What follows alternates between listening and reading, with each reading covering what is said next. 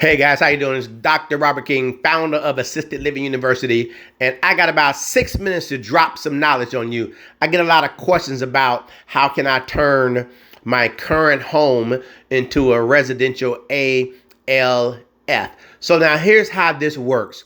In most states, you are allowed literally, and this may not make sense to you, to have a certain amount of residents in your facility and operate as an ALF before you get licensed. Oh my God. Did you just hear that? Most states would allow you to do that. Now you need to check with your state because especially after COVID-19, there's a lot of rules and regulations that's being changed on a regular basis.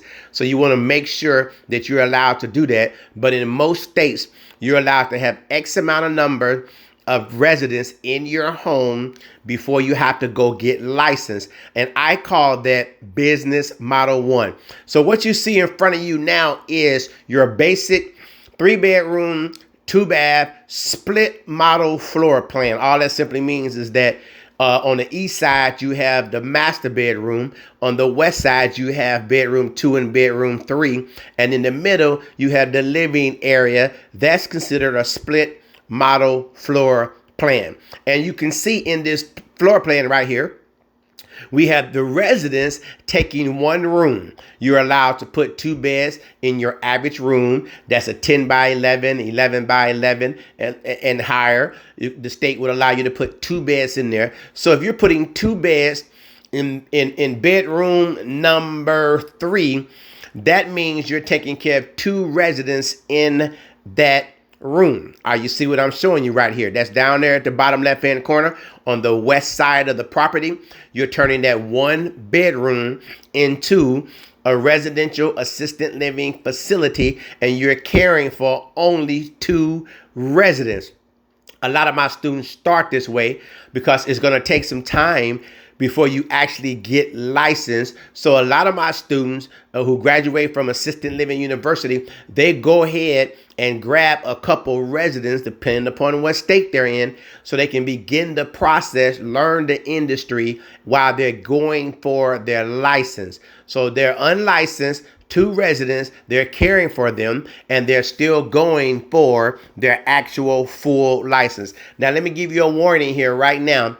Just because you're not licensed does not mean that somebody can't knock on your door and check on what's going on in your house. If you do anything negatively, anything wrong, anything abusive, anything out of the ordinary than giving your residents care, then they will come and check you out. Now, don't ask me how it all goes. It just goes that way, and it should go that way. If somebody make a phone call and they stop by to check you out and you're unlicensed, and that's okay, and you have a limited amount of residents that's allowed, you're okay. But if you're not taking care of those residents properly, then they will put you out of business before you even get started. Keep that in mind. But now imagine that you got 1 house, 1 roof, 1 door. You and your family, and you guys decide that we're going to do something with one of these bedrooms, and you always wanted to be in the industry where you're caring for the elderly. You might even be, I may be talking to a nurse, somebody who's been in nursing for 20 plus years. I may be talking to a CNA who's been working for somebody else's facility for years and years, and now you're ready to own and do your own thing. So imagine taking a 1 room in your home, and depending upon the state, putting 2 residents in there, and depending upon the location, let's assume you're charging only $3,000 a month. Some facilities are higher, some facilities are lower, but for training purposes, I like to stick right there in the middle, $3,000 a month.